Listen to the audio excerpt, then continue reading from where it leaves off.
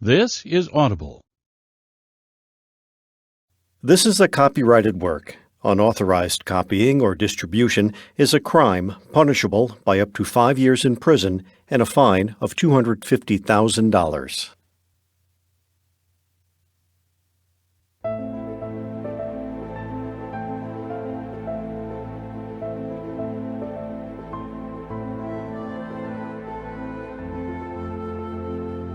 Scholastic Audio presents Dragon Masters Book 12, Treasure of the Gold Dragon by Tracy West.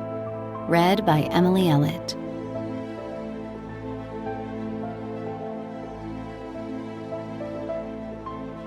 From my mom and dad, Carol and Tom.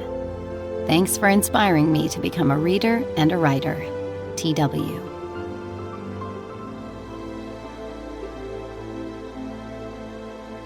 Before we start, while the Dragon Masters world is not the real world, many of the characters and places in it are inspired by real-world cultures. For this reason, I'll be pronouncing the names of these characters and places the way they'd be pronounced in the real world. These pronunciations may differ from how you think a name might sound based on its spelling alone. Chapter 1. A New Mission. In an underground classroom in King Roland's castle, the Dragon Masters were planning to save the world. Griffith, the royal wizard, stood over a map of the island of Suvarna. The Dragon Masters, Drake, Rory, Bo, Anna, and Petra, gathered around him. "You must leave for Suvarna right away," Griffith began. "But let us review what has happened so far. We know that Maldred needs 2 keys, the silver key and the gold key, in order to awaken the Naga." "A huge and powerful dragon who can destroy everything," Rory piped up. "Exactly, Rory," Griffith said. "Drake and Bo tried to stop Maldred from stealing the silver key, but as you know, Maldred got away with it." "We are very sorry," said Bo. "We tried our best." "It wasn't your fault," Anna cried. "Maldred is the most powerful dark wizard ever." "I feel like we let everyone down," Drake thought. Then he said, "We will not let Maldred get the gold key." "Maldred is on his way to steal it now," Griffith said. "The gold key is kept in the gold lair. The lair is hidden inside a mountain on the island of Suvarna, and it is guarded by the gold dragon." "We need to leave," Rory said, tapping her foot. "Maldred could have the key by now." "I fear you may be right," Griffith said.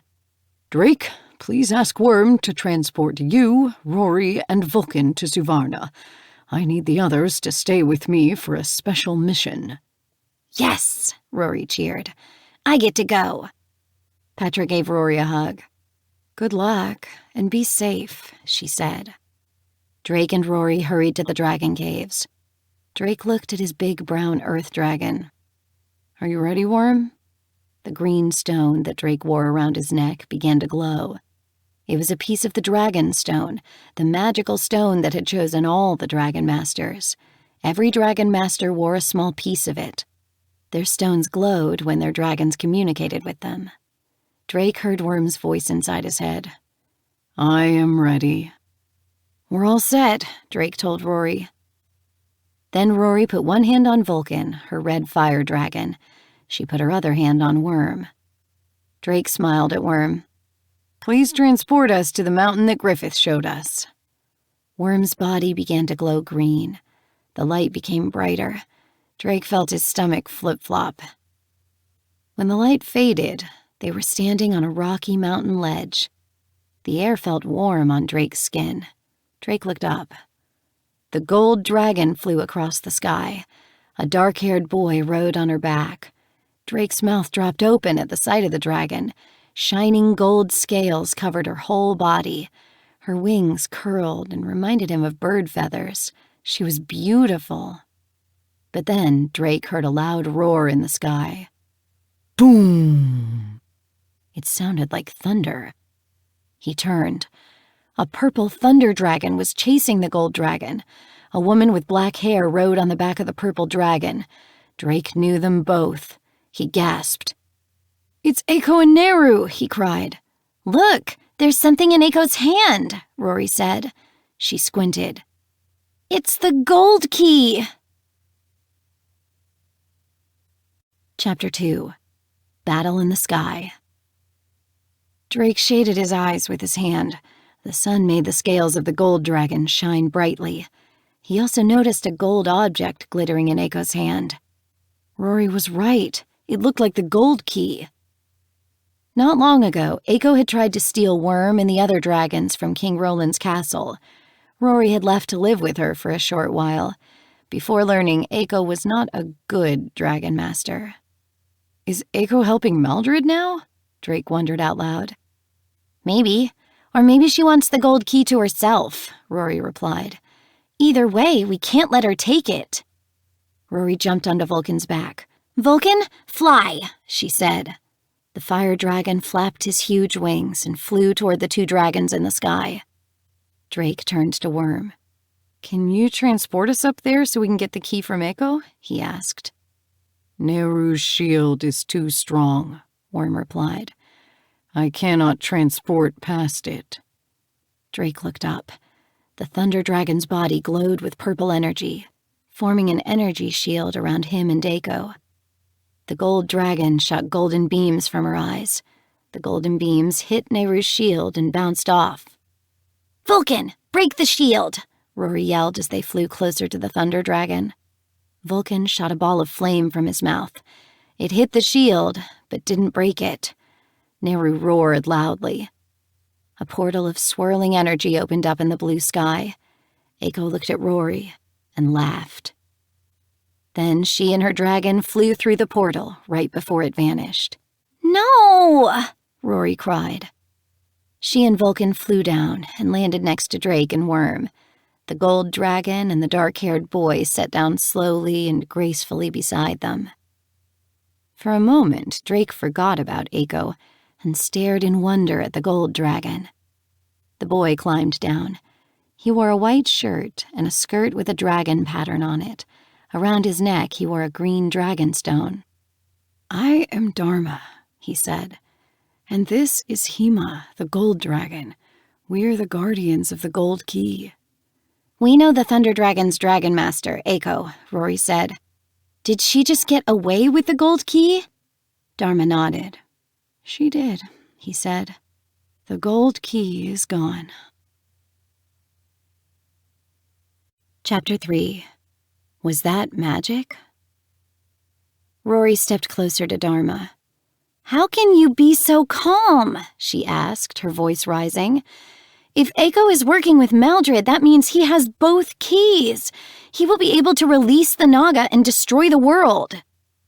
Who is Maldred? Dharma asked. He is a dark wizard, Rory replied. The baddest guy you'll ever meet. Dharma closed his eyes. After a few seconds, he opened them. We can still stop him, he said calmly. How do you know that? Rory asked. Drake decided to step in. I'm Drake, he told Dharma. This is my dragon, Worm, and this is Rory and her dragon, Vulcan. Dharma nodded. It is nice to meet you, he said. You too, Drake said. We knew Maldred was coming here to steal the gold key. I'm sorry we didn't get here in time. Dharma smiled. That is okay. You are here now. Rory interrupted. We have to figure out where Eiko went. She turned to Dharma. Were Eiko's eyes glazed over red? Dharma shook his head. They were not. Rory frowned. I thought maybe Maldred put her under a spell, she said. But I guess he didn't. So if Eiko is helping him, it's because she wants to. But why? Does it matter? Drake asked. She has the key now. She probably took it to wherever his hiding place is. Right, Rory agreed. We need to find Maldred's hideout and get there fast.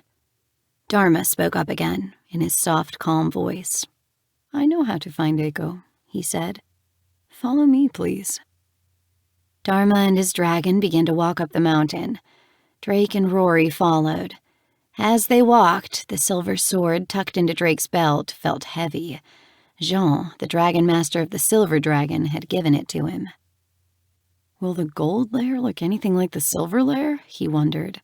The silver lair had been filled with piles of amazing treasures. Soon they heard the sound of running water. They came to a small waterfall. Dharma motioned for the others to follow him. Then he stepped behind the waterfall. Drake, Rory, and the dragons followed. They were inside a damp, cool cavern. 6 golden dragon statues, each as tall as the dragon masters, formed a circle in the center. "They're beautiful," Rory whispered.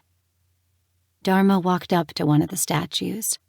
He pulled down on the dragon's tail, and a door slid open on the cavern wall. Dharma led them through the door into a dark tunnel. Drake couldn't see a thing. They walked for a few minutes. The tunnel opened up into a big, bright room lit by torches. Gold lined the walls. Dozens of gold treasure chests glittered in the torchlight. A large gold platform topped with big, fluffy gold pillows sat in the center of the room. The gold dragon must sleep there, Drake guessed. Dharma smiled. Welcome to the lair of the gold dragon. Chapter 4. Golden Treasures. "This is a nice lair," Rory said, tapping her foot. "But we need to find out where Eiko went." Dharma nodded. He walked over to the wall on the right, and then stopped. Eiko and the Thunder Dragon entered the lair through this wall, he said. That is how she broke in and stole the gold key. Nehru can make portals when he roars, Drake explained. The portal is not here anymore, but magical portals have a great deal of energy, Dharma said. They usually leave some energy behind. "Are you saying you think we can still travel through Nehru's portal, even though we can't see it?" Rory asked. Dharma closed his eyes and held up his hand, with his open palm facing the wall. Then he began to move his hand in a circle. A slowly swirling circle of purple energy began to appear in the wall. "The portal!" Rory cried. Drake gasped. Are you sure you're a dragon master and not a wizard? He asked. Dharma smiled. It is easy to find energy if you know where to look, he said.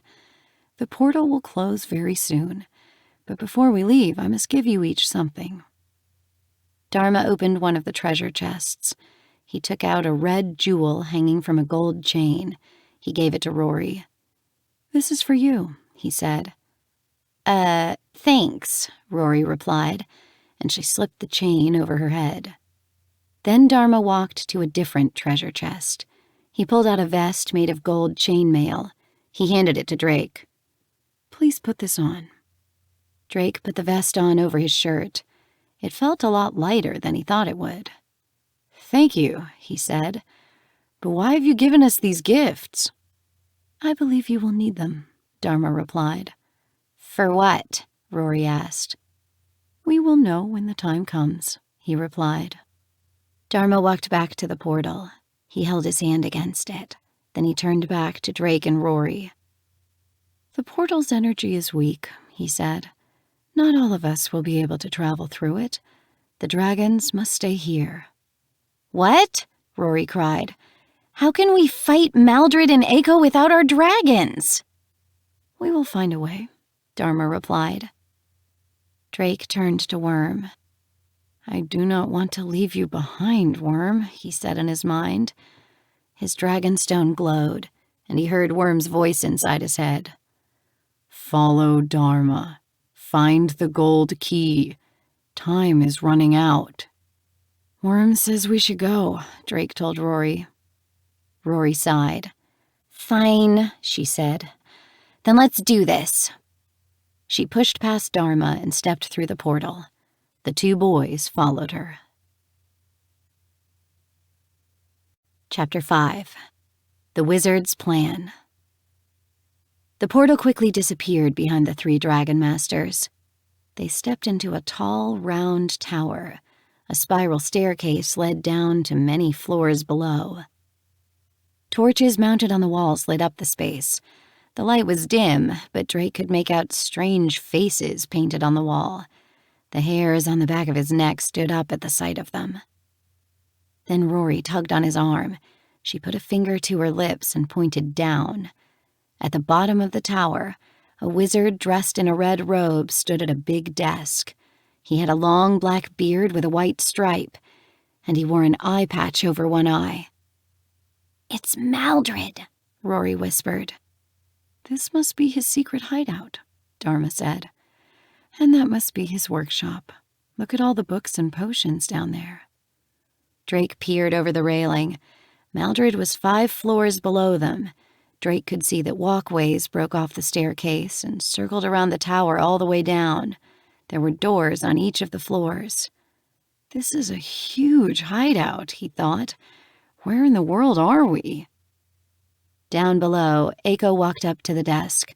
She held a gold disc with unusual markings on it. It glittered in the candlelight. "She is working with Maldred," Drake thought. Eiko handed over the gold key. "Maldred, I have brought you the key," she said. The wizard smiled. "You did well, Eiko," he said. "And now, together, we will release the Naga," Eiko said. "We will create a world where dragons can be free."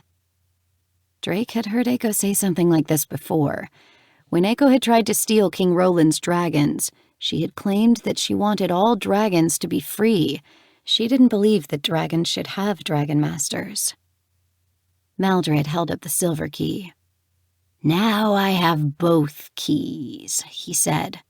"But I still do not know where to find the Naga. I have read every page of the lore of the Ancient One, but the book does not tell me where the Naga lives." He angrily slammed his fist on the desk. "Perhaps the answer lies in the keys," Eiko suggested. "They have markings on them." Maldred raised an eyebrow. "You may be right," he said. "I will need to study them." "Let me help," Eiko said. "There is one way you can help me," Maldred told her.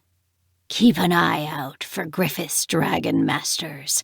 We cannot let them stop us from waking the Naga. If you see them, show them no mercy." "But we can't hurt them, Maldred," Eiko said. "They're just children." Maldred stared at her. "I said no mercy," he repeated. "Nothing must stop my dream of ruling the world." "You mean our dream of freeing the dragons," Eiko said. Maldred smiled. "Of course, my dear, of course." Rory whispered loudly to Drake. "Does Eiko really think Maldred's going to set the dragons free? He's tricking her. He wants the dragons for himself." "Shh," Drake warned. Suddenly, Rory yelled, "Don't trust him, Eiko!" Chapter 6. Maldred's Helper. Maldred's head snapped up, his eye fixed on the dragon masters at the top of the tower. "Dharma, quick!" Drake cried. "Open the portal again!" Drake turned around, but he didn't see Dharma anywhere. "Dharma?" he called out. Rory grabbed Drake's arm. "We have to hide," she said. "Let's get to one of the tower rooms. Maybe there is a window we can climb out of." Drake and Rory raced down the spiral staircase. Drake's heart pounded. Then, from the corner of his eye, he saw a flutter of red fabric. Maldred floated up toward them, his body glowing with red energy. "2 dragon masters, how nice," he said with an evil laugh. "You are like mice in a trap." "You can't catch us," Rory cried, still racing down the steps. Maldred pointed at Drake and Rory, extending his long fingers. "Of course I can," he said. "I am a wizard." Suddenly, Drake felt his whole body tingle. I can't move," he cried. "Me neither," Rory yelled. "No, you cannot," he said. "So you won't be needing your sword anymore." Drake watched helplessly as his silver sword floated out of his belt and into Maldred's hands. Then Eiko came running up the staircase. "Lock them up, Echo," Maldred ordered. "I will deal with them later." Echo grabbed Drake and Rory. Maldred snapped his long fingers, and Drake felt the tingling stop. "Don't try to run," Echo warned. "Maldred may not be so easy on you next time." Echo led them to a thick wood door.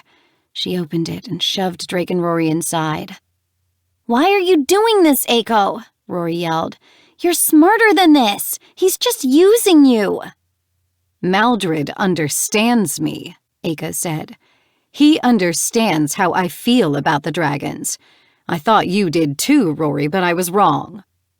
"Don't bring me into it," Rory shot back. "Maldred is using how you feel about the dragons so he can trick you. Can't you see that? He wants to control dragons. He does not want to set them free." Echo glared at Rory. She turned away and slammed the door behind her. Drake heard a clicking noise. He ran to the door handle. "We're locked in," he cried. Chapter 7. Trapped.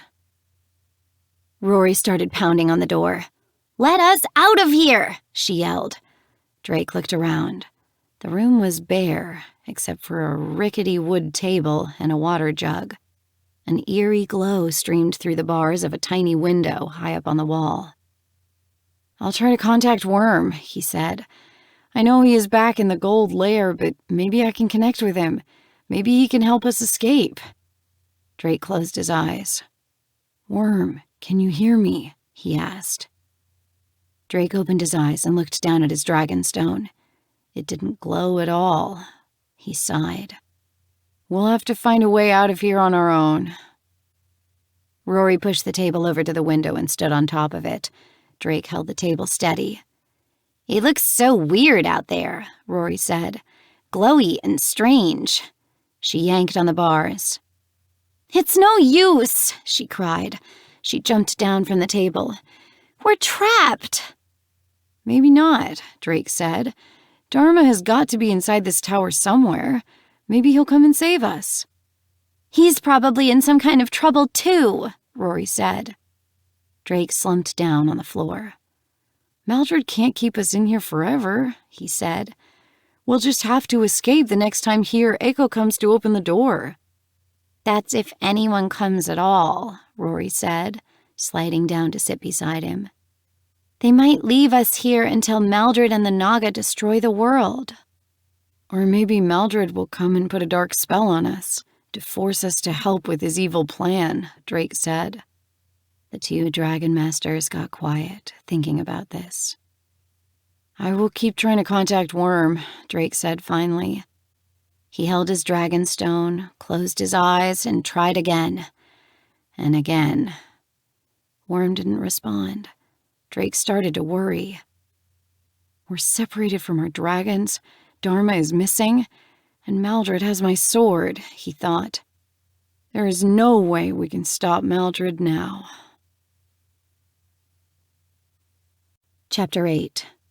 Run. A few minutes later, the door creaked open. Drake and Rory jumped to their feet. Someone shoved a tray into the room, then quickly closed the door. Drake and Rory ran over and pounded on the door. "Let us out! Let us out!" they shouted. They yelled until their throats were sore.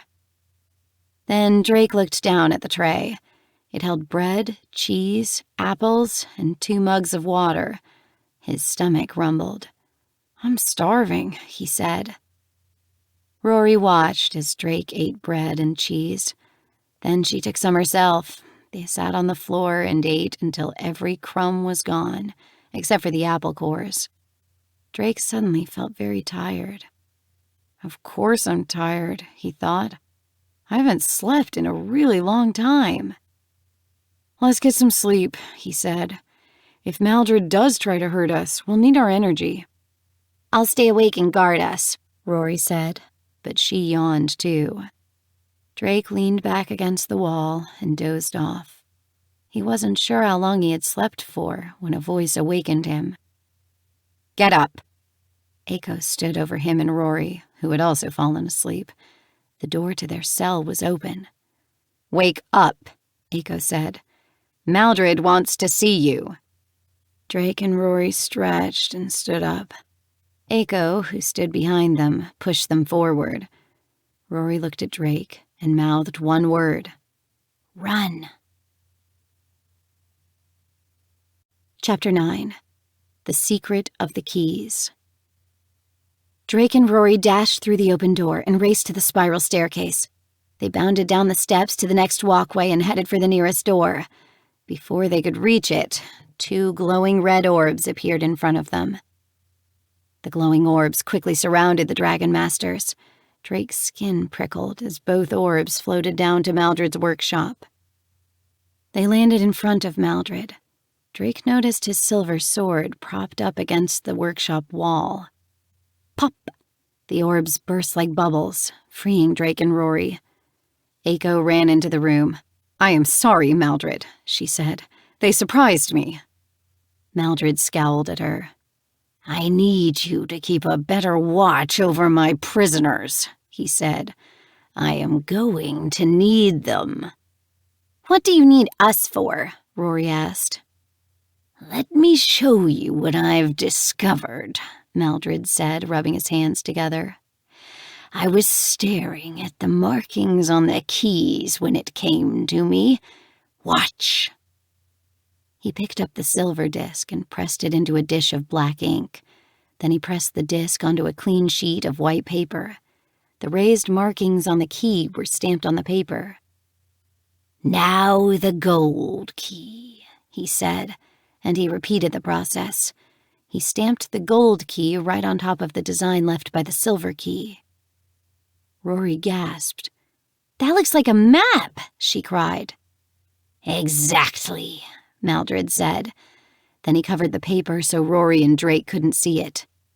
"I recognize the islands on it. Now I know where to find the Naga." "You can't do this," Rory yelled. "You can't destroy the world." "I don't want to destroy it," Maldred said. "I want to rule it. Everyone will bow down to me with the Naga by my side." As Maldred cackled, Drake spotted something out of the corner of his eye, a flash of gold moving along a bookshelf. He blinked. It looked like a mouse, a gold mouse. He blinked again, and the creature was gone. How strange, Drake thought. "You still haven't said what you need us for," Rory said to Maldred. "I learned something very interesting in this book. When I summon the Naga, he will be very hungry," the Dark Wizard said, and his eye glittered as he grinned at Drake and Rory. "And I know the perfect snack for a giant hungry dragon." Chapter 10. Aiko makes a choice. "You can't feed us to the Naga!" Drake yelled at Maldred. Rory stomped over to Aiko. "Did you hear that? Do you still want to help him?" Aiko looked at Maldred. "Surely, Maldred, you cannot be serious," she said. "It is not necessary to harm the children." The Dark Wizard scowled at her. "I shall decide what is necessary," he said. "As long as the Dragon Masters live, they will try to stop us. This will solve that problem." "Let me watch over them, Maldred," Aiko argued. "They won't escape from me again." While Aiko talked, Rory grabbed Drake's hand. They slowly backed away from Aiko and Maldred. First 1 step, then 2, then 3. Then Rory signaled Drake by squeezing his hand, and they both dashed away from Maldred and Aiko. Maldred pointed at Rory and Drake, and sizzling red lightning shot from his fingertip. Drake felt a jolt go through his body. Then he realized he wasn't moving. Maldred had frozen them. "Don't you see? You can't escape me," Maldred said. "I shall cast a spell on you both, putting you under my control. That will keep you out of trouble until it's feeding time." Maldred moved his finger, and Drake saw Rory float through the air toward the wizard. She stopped right in front of him. Look at me, Rory, Maldred commanded. She's frozen just like I am, Drake thought. Soon her eyes will glaze over red and she'll be under Maldred's control. Then I'll be next. I can't let you do this, Maldred, Eiko cried. She shoved him away from Rory, sending him sprawling on the floor. Drake felt the magical hold release him. He and Rory dropped to the ground. Enough, Eiko, Maldred said as he rose to his feet. I don't need you anymore. He dipped his hand into his pocket and came up with a handful of sparkling red dust. He tossed the dust at Eiko. The red dust sparkled, and Eiko disappeared. Chapter 11. A spell is cast. Rory yelled at Maldred. Where did you send Eiko? What did you do with her? Maldred just grinned. Now, where were we? He asked. He zapped Drake and Rory again with his red lightning. Once more, Rory floated in front of his face. No, Drake thought. He struggled to move, but he was frozen. Maldred stared into Rory's eyes and chanted, Your will is gone, your will is mine, your will is gone, your will is mine. Rory closed her eyes and nodded. Rory, no! Drake yelled inside his head. Then Rory floated to the ground. Maldred zapped her again to unfreeze her. Next, he pointed at Drake. Drake floated through the air and stopped right in front of Maldred. The wizard stared at him with his black, glittering eye. Your turn, Drake, Maldred said. Drake tried to close his eyes, to resist, but he couldn't even move his eyelids. Your will is gone, Maldred chanted. Your will is mine. No, it isn't, Rory cried. She grabbed a bubbling potion from Maldred's table and tossed it in the wizard's face. Maldred screamed as purple smoke billowed from his beard. Somehow Rory escaped Maldred's spell, Drake thought as he dropped to the floor. He wasn't frozen anymore. Rory helped him up. They dashed upstairs and ran down the walkway. They entered the first room they found. Inside was a large window with wooden shutters. Rory and Drake ran to it. The shutters are locked, Drake said, pulling on them. Rory stepped up next to him and tried to help him pry them open. That's when Drake noticed that the red jewel around her neck was glowing. Look at the jewel Dharma gave you, he said. It started to glow when Maldred was putting that spell on me, Rory replied. I think that's why the spell didn't work. The jewel protected me. But you really looked like you were under Maldred's control, Drake said. She smiled. I know. I fooled him pretty good. Dharma knew what he was doing when he gave you that necklace, Drake said. Then he remembered the golden mouse. And I have a feeling he's still going to help us somehow. They turned back to the shutters just as Maldred stepped into the room. You cannot escape, he cackled, and red lightning flew from his fingertips. Chapter 12. Rescued. Drake and Rory dodged the wizard's lightning blast. Then, Aye! A strange cry filled the tower. A golden eagle flew into the room. The large bird picked up Maldred in her claws and flew away with him. Drake and Rory looked at each other, their eyes wide. Let's get out of here, Rory said, turning back to the window. Not yet, Drake said. I think we should follow that eagle. If that eagle is who I think it is, she might need our help, he thought. Drake ran out of the room. Rory sighed and ran after him. The large eagle flew down to Maldred's workshop.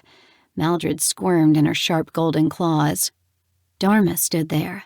He was holding the silver key and the gold key. Those keys are mine, Maldred yelled. His legs dangled over the floor. They are not yours, Dharma replied. They were never yours. We must keep them safe. I will do everything in my power to get those keys back, Maldred said. You will not get them back, Dharma said. We've got to lock Maldred up, Rory told Dharma. Dharma looked up at the golden eagle. Hema, make sure Maldred can't move. I knew it, Drake thought. The eagle is Hema. The eagle set Maldred down. Before he could run away, she shot streams of golden energy from her mouth. The energy wrapped around the wizard like a rope. He couldn't move. Drake turned to Dharma. "We've got to get those keys out of here," he said. "There appears to be no escape from this hideout," Dharma replied. "It is located in some kind of magical space." "So that's why it looks weird and glowy outside," Rory said. Maldred cackled. "You cannot escape and you can't stop me," he said. "When will you dragon masters learn? I don't need my hands to do magic. I only need the power of my mind." Suddenly, an army of red orbs appeared in the workshop. The orbs zoomed through the air, wildly shooting around the space. Rory dove under the desk. Drake moved to follow her when one of the red orbs zoomed right toward him. "Drake!" Rory yelled. Chapter 13. Gold versus Red. The red orb hit Drake in the chest. Drake had seen Maldred's red orbs take down strong palace guards. He knew how powerful they could be. He expected to be sent flying. But the orb bounced right off him. "How am I not hurt?" he wondered, touching his chest. Then he felt the gold chainmail vest Dharma had given him. "The gold vest protected me!" Angry, Maldred scowled at Drake. The wizard's whole body began to glow with red energy. The gold energy that was wrapped around him dissolved into glittering dust. Maldred pointed at Dharma and sent a red orb flying toward him. The orb surrounded Dharma, and he began to float toward Maldred. "Those keys are mine," the wizard yelled. Rory climbed out from under the desk and ran toward Dharma. At the same time, a golden light exploded from the eagle. The light filled the room. When it faded, Hema the gold dragon stood there. The dragon's eyes flashed. She roared and shot golden beams at Maldred. The dark wizard held up both palms and created a red energy shield in front of him. The dragon's beams hit the shield but couldn't break through it. The red energy absorbed them. Roar! Hema couldn't break through Maldred's shield. Instead, she turned and hit a blast of gold energy at the orb surrounding Dharma. The red orb burst, and Dharma tumbled to the floor. The silver key and the gold key flew out of his hands. "The keys!" Rory cried, and she dove after them. But Maldred was closer.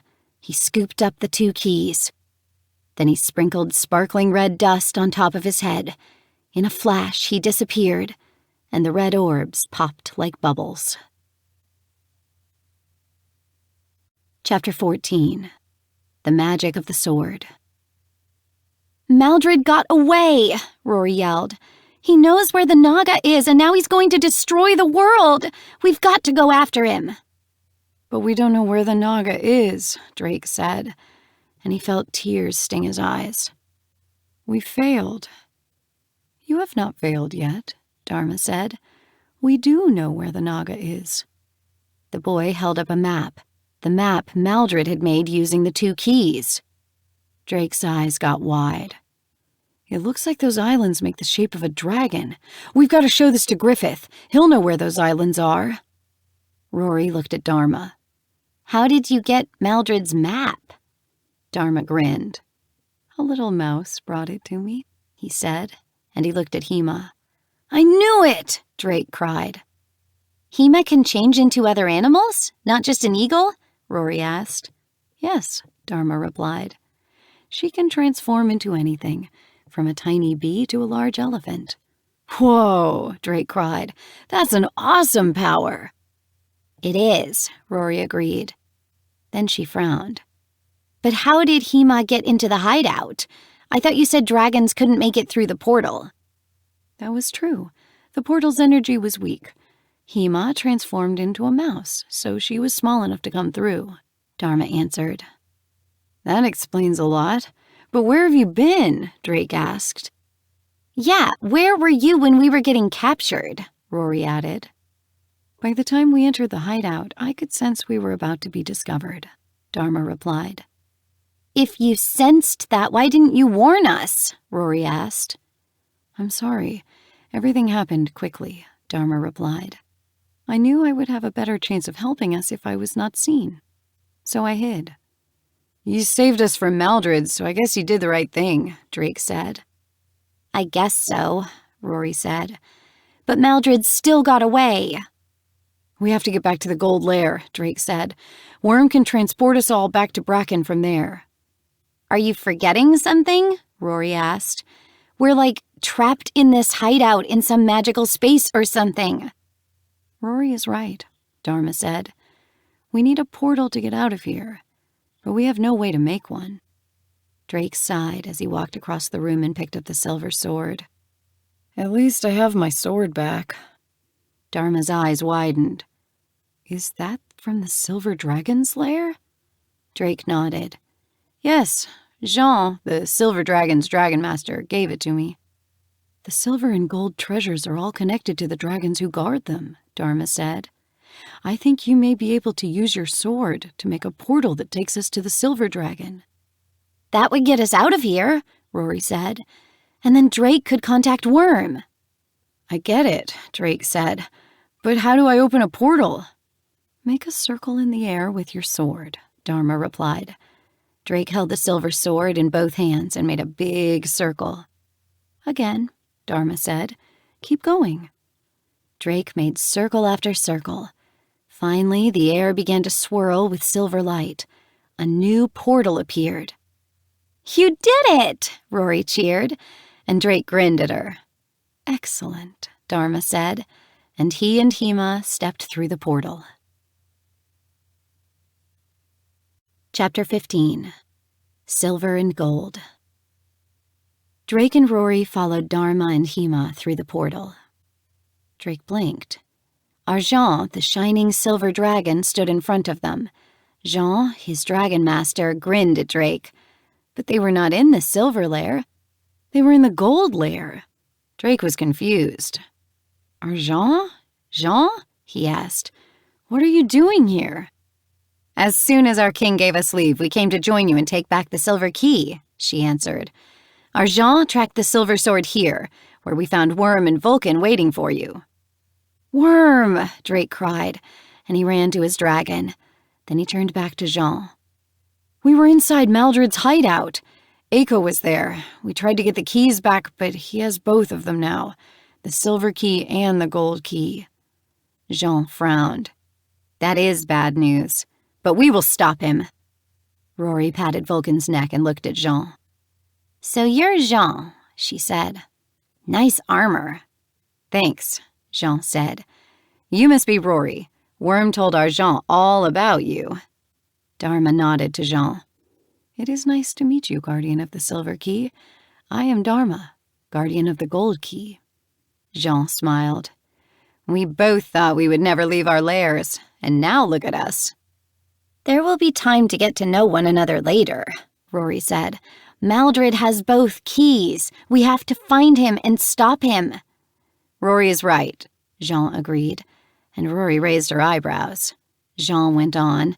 Maldred must be headed to the location of the Naga. Did you find out where that is? Dharma showed her the map. Somewhere in this group of islands, he said. Griffith will know where those islands are, Drake said. We need to get back to Bracken. All the Dragon Masters will have to work together to find the Naga and stop Maldred. Yes, we must, Dharma agreed. Drake put one hand on Worm. Shall we transport? Rory and Jean touched their dragons. Dharma touched Hema, then all the Dragon Masters touched Worm. Worm, take us to Bracken, Drake cried. Time is running out.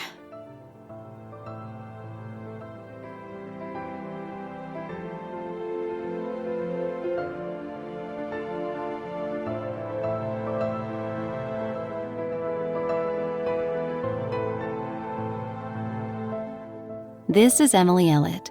We hope that you have enjoyed this production of Dragon Masters Book 12, Treasure of the Gold Dragon by Tracy West.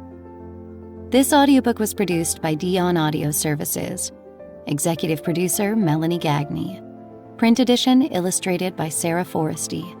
Print edition published by Scholastic Incorporated. Text copyright 2019 by Tracy West. Production copyright 2020 by Scholastic Incorporated. All rights reserved.